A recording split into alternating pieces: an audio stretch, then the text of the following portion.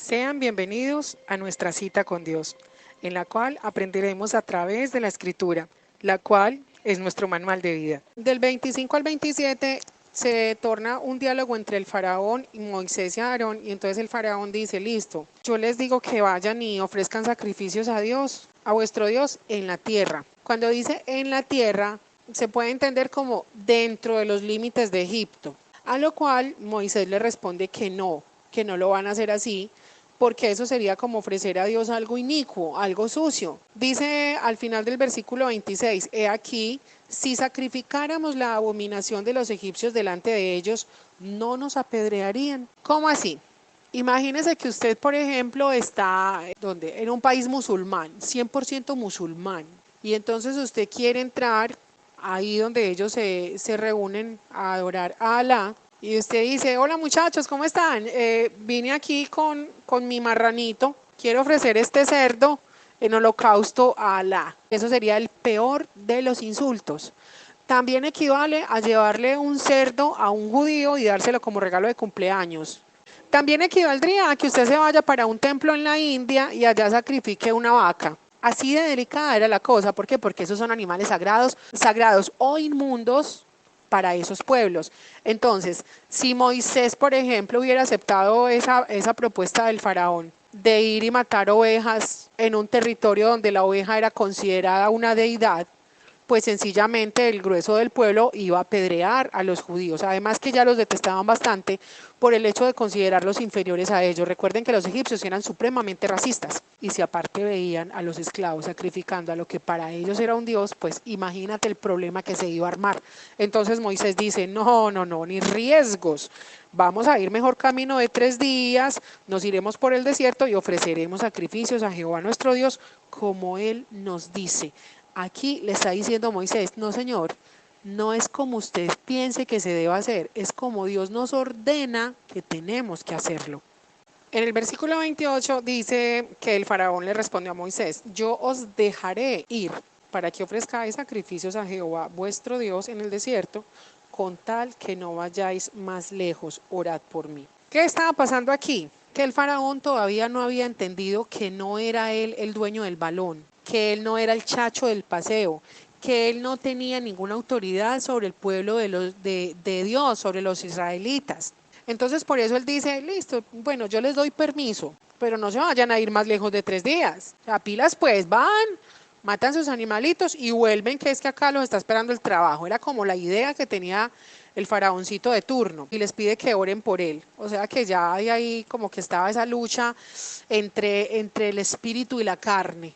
O sea, por un lado, él sabía que se estaba enfrentando a un poder supremamente, infinitamente superior a lo que él había conocido hasta el momento. Había visto cómo ya algunos de sus dioses habían sido derrotados y avergonzados delante del pueblo. Y entonces frente a eso no le queda de otra que, hey, oren por mí. Moisés le responde, he aquí, al salir yo de tu presencia, rogaré a Jehová que las diversas clases de moscas se vayan del faraón, de sus siervos, de su pueblo mañana, con tal que faraón no falte más, no dejando ir al pueblo a dar sacrificio a Jehová. Mire, aquí vemos varias cosas. Una, ser específicos en lo que estamos pidiendo. 2, no tener temor de confrontar lo negativo que nos están haciendo las personas delante de nosotros mismos, sin necesidad de ser groseros. Por eso Moisés le dice, con tal que, que el faraón no falte más, es decir, con tal que no nos engañe otra vez. Poco hombre que no tenés palabra. Eso era prácticamente lo que Moisés le estaba diciendo. Versículo 30. Entonces Moisés salió de la presencia del faraón y oró a Jehová. Y Jehová hizo conforme a la palabra de Moisés, y quitó todas aquellas moscas del faraón, de sus siervos, de su pueblo, sin que quedara una de ellas. Mas faraón endureció aún esta vez su corazón y no dejó ir al pueblo. Seguimos viendo las personitas que nos sacan canas verdes, que creen que pueden jugar con Dios, que creen que pueden jugar con los siervos que representan a Dios, que pueden engañar a las autoridades y que no va a pasar nada. Personas que quieren al Dios bombero para que les apague un fuego específico, que quieren al Dios milagrero, que lo ven como el culebrero del pueblo. Oído pueblo, le tengo la solución, venga, úntese la menta, mi amor, se le vende, se le tiene, se le alquila. No, Dios no es un culebrero. Ay, perdón, lo que pasa es que en el colegio muchas veces me ponían a actuar y me tocaba hacer de culebrero. Por eso soy tan experimental en el tema. Entonces, lo que hay personas que asumen a Dios como el culebrero del pueblo, que llegaba ofreciendo una cantidad de cosas milagrosas, pero que no era sino un charlatán. Entonces, si tienen el problemita, ay, venga, Dios, hágame un favor, usted me soluciona este problema. Ya terminaste, listo, que se le pague lo que se le debe, es decir, una limosna, y bien pueda váyase, Señor, que ya yo sigo mi vida normal. Así estaba asumiendo el faraón al Dios Todopoderoso, y esto le va a costar lágrimas de sangre. En esta nueva plaga que va a herir precisamente a los ganados, vemos que Dios derrota a una deidad que se denominaba Hathor, y generalmente se representaba por los toros Apis. Los Apis eran venerados como verdaderas deidades en la tierra de Egipto. Por eso ustedes ven que esa vaquita de la imagen que les pasé ahí está adornada como con unas estrellitas, porque a Hathor se le otorgaba, digamos, la potestad de ejercer autoridad y controlar todo lo que tenía que ver con las estrellas. Entonces, si Hathor tenía la capacidad de gobernar sobre las estrellas, también iba a tener la capacidad de gobernar, por ejemplo, sobre las fases de la luna. Y eso entonces iba a incidir en las fases de la siembra y la cosecha. Entonces, cuando Dios le anuncia al faraón que va a venir la plaga sobre todos los ganados, caballos, asnos, camellos, vacas, ovejas, con todo, y que los va a matar, le está diciendo, tus deidades no tienen poder sobre las estrellas, no tienen la capacidad de regir los ciclos lunares, no tienen la capacidad de regir nada sobre siembra y cosecha, porque no tienen poder de dar vida, ni de sostenerla tampoco. Y nuevamente Dios le está diciendo al faraón en el versículo 4 que hará una separación entre los ganados del pueblo de Israel y los del pueblo de Egipto, de modo que nada muera de todo lo de los hijos de Israel. Y Jehová fijó el plazo diciendo, mañana hará Jehová esta cosa en la tierra. No era cuando el faraón pensaba que iba a suceder. Dios era tan exacto, tan perfecto, que le estaba diciendo, mire, ponga el cronómetro, cariño mío, mañana a tal hora, esto va a suceder. Yo no necesito de que una estrella se mueva o que la luna esté en la fase cuarta de la casa de yo no sé quiéncito. Yo soy Dios, soy soberano y lo voy a cumplir.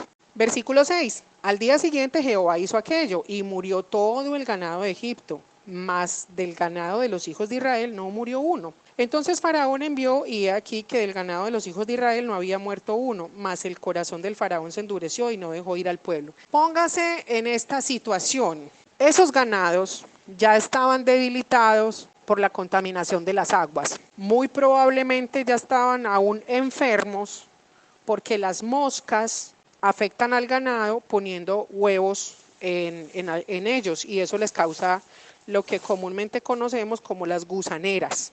Si ya no habían cosechas porque se habían secado a falta de agua del río Nilo, entonces lo que seguía, digamos, en esa cadena de alimentación era la carne de algunos animales. Pero si esos animales ya tampoco estaban vivos, entonces ¿qué iban a comer? Ya el pueblo egipcio estaba demasiado debilitado, ya estaban en grandes problemas, ya no había provisión. Dios estaba mostrándole al faraón que el faraón estaba completamente perdido en esa batalla. El faraón como que no daba crédito a lo que estaba pasando, entonces decide enviar, me imagino que a sus informantes y decir, ve, Perencejo, haceme un favor, andate para la tierra de Gosén y te llevas ahí la cámara y me tomas unas fotos. Ah, no, verdad que eso ya no existía en ese tiempo. Bueno, entonces te llevas esta tablilla de cerámica y ahí me vas a dibujar con esta piedrita a ver qué está pasando pues allá, cuál es el cuento, si definitivamente pues estos israelitas son intocables. Y efectivamente cuando llegaron los que informaban se dieron cuenta de que de los ganados del pueblo de Israel ni uno solo había muerto. Cuando aquí dice que más el corazón del faraón se endureció y no dejó ir al pueblo, ya aquí estaba sucediendo también rabia, tal vez envidia, mezclado con impotencia, mezclado con arrogancia. Era una sopa de sentimientos en el corazón y en la cabeza de este faraón, que ya su corazón estaba iracundo, no entendía. Y lo peor de no entender es que entonces usted no puede explicar. Entonces él cómo le iba a hacer para explicarle a sus consejeros qué era lo que estaba pasando si él ni siquiera sabía lo que estaba pasando. Al derrotar todo el sistema idolátrico de Egipto, el primer derrotado iba a ser el faraón, porque se suponía que él era el amigo de los dioses y porque se suponía que los dioses hablaban directamente con él para que él a su vez comunicara al pueblo. Y el faraón estaba siendo ridiculizado de la peor manera por el Dios de los hebreos. Si te gusta lo que aprendiste, te invito a que te suscribas, a que le des like y que actives la campanita para recibir nuestras notificaciones. Como siempre, ha sido un gusto compartirles en este día de las grandes proezas que nuestro gran Dios hizo, hace y seguirá haciendo. Hasta pronto.